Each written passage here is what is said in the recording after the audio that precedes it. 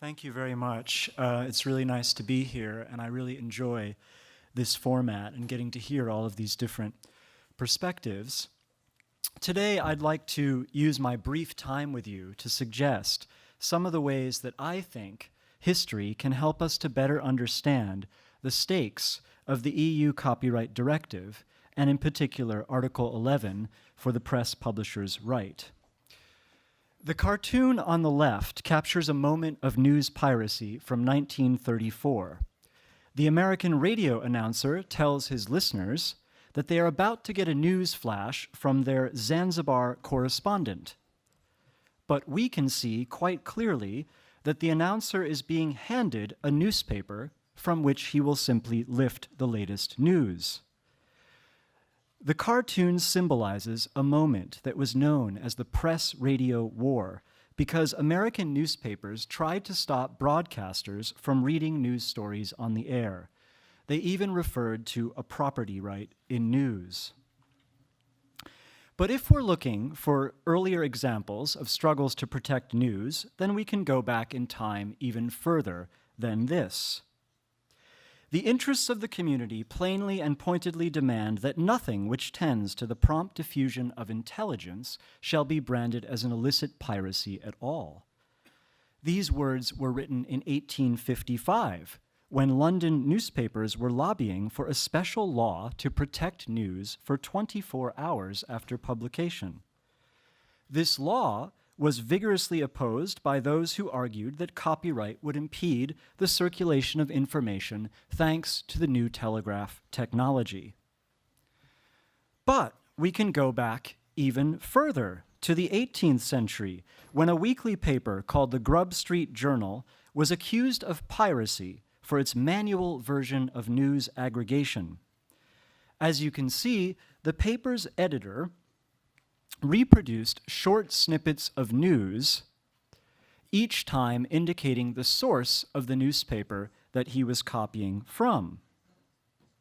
By compiling and juxtaposing sources on the page, the Grub Street Journal helped readers to see how the news varied depending on the newspaper one read.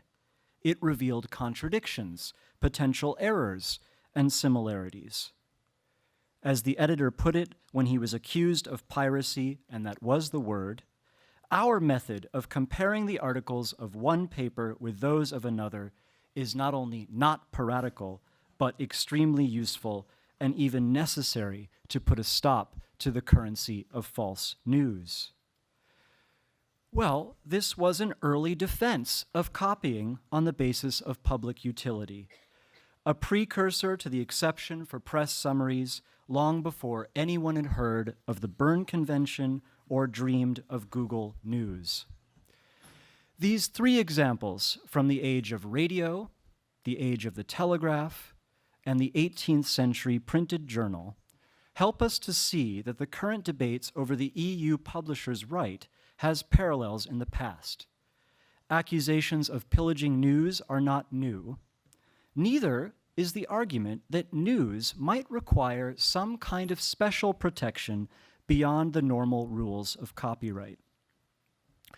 By alternating between past and present, I want to highlight some of the reasons why we need a more robust debate on this subject.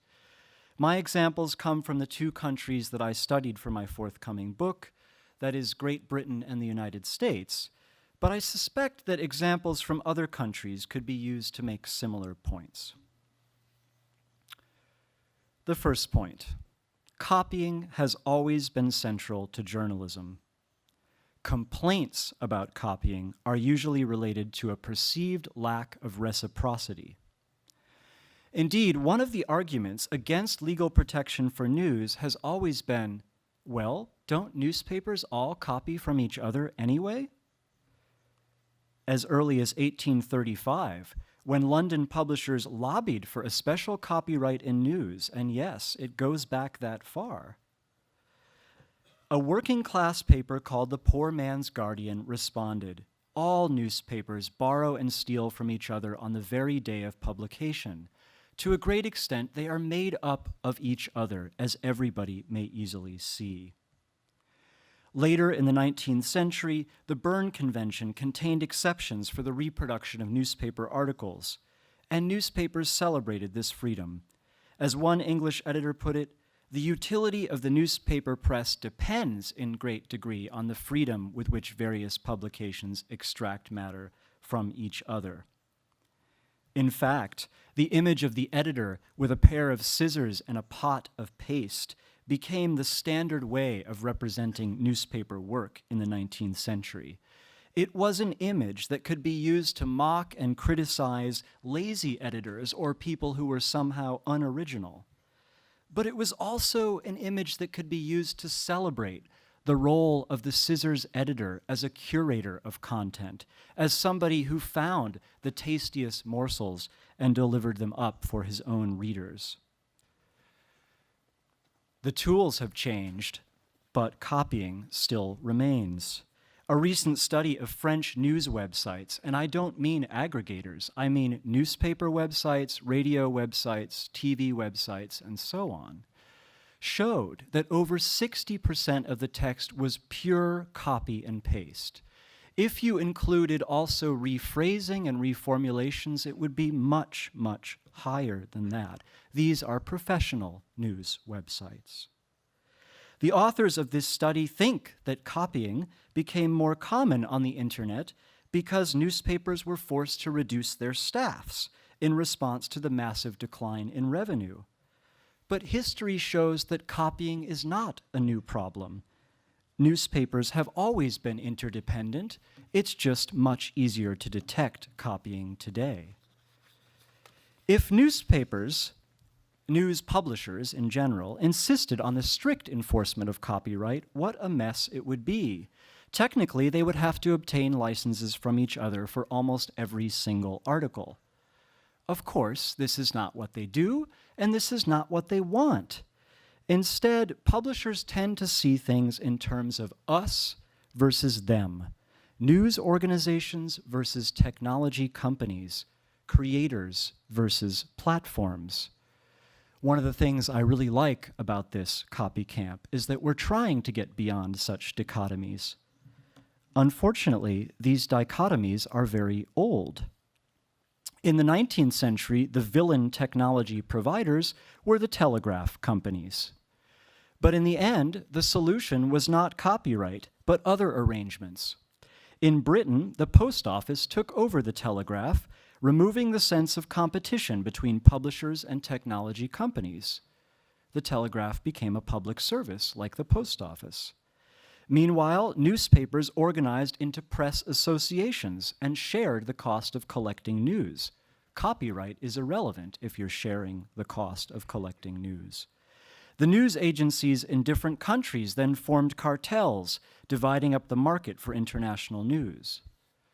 So during the 19th and early 20th centuries, these kinds of private arrangements, sometimes very collusive and cartel-like ones, were much more important to the profitability of news than copyright ever possibly could have been. Broadcast radio introduced a new dichotomy of us versus them. Initially, many newspapers tried to block the progress of radio, and some argued for a property right in news. But once again, other solutions were found. In countries with public broadcasters, generally public broadcasters don't allow advertisements, such as the BBC in Britain, radio was not a threat for newspapers. In places where radio was open to competition and advertising, such as the United States, many newspapers purchased radio stations. They created the first multimedia news businesses. In the end, of course, broadcasting did not threaten the business model of newspapers in the way that the internet and social media have. And that brings us to the heart of the matter. The physical newspaper contained both the news and the advertisements that were used to finance that news. With the shift to the web, publishers could still have ads directly on their own websites, but their share of total revenue declined dramatically. Then social media fundamentally disrupted the link between content and conduit. Publishers began allowing their content to be shared on social media, but they lost most of the advertising revenue to third parties. Hence the idea of a neighboring right for press publishers as a way to force internet companies to share some of the advertising revenue with the publishers. This brings me to my next point. Proponents of Article 11 argue that existing copyright protection is inadequate for news. One problem is technical. In order to negotiate licensing deals with platforms, publishers claim they need a separate right independent of the rights enjoyed by the individual journalists, in other words, copyright. The other problem is more fundamental. Publishers know that copyright has important limitations, such as the exception for quotations and press summaries. They also know that short phrases and titles, in other words, headlines, would not always reach the minimum threshold of intellectual effort required for copyright in the European Union. This desire to sidestep the normal rules of copyright should make us pause, because the exceptions and flexibilities that have developed over time were hard-won, and they are crucial to ensuring that copyright does not overly restrict access to knowledge. Once again, history has a role to play.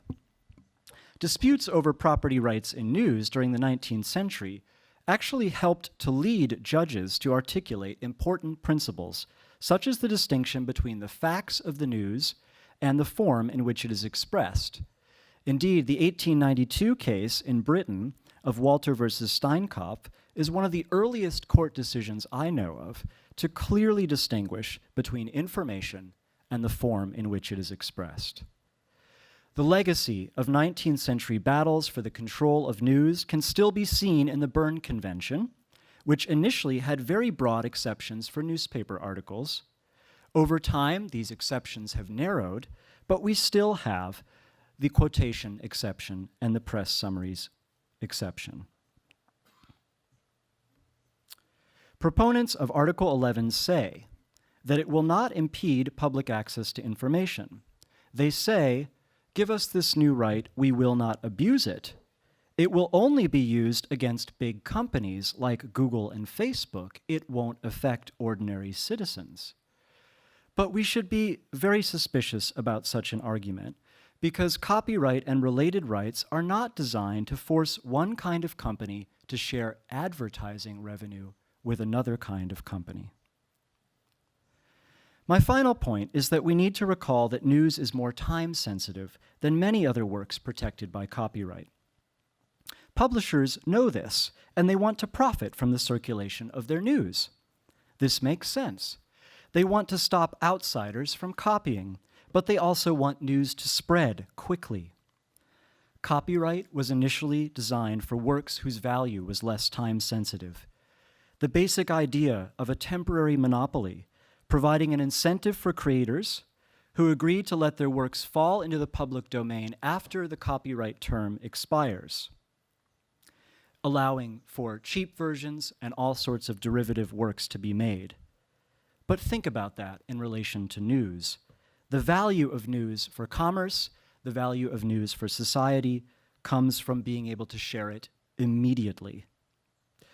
So the history of copyright and the history of news provide reasons to be skeptical about many of the arguments being advanced in favor of this new right. They give us new ways of thinking about some of the central aspects of this debate. And I say the burden is on proponents of Article 11 to show that it will actually provide a significant amount of revenue without hindering access to information or free expression. Thank you.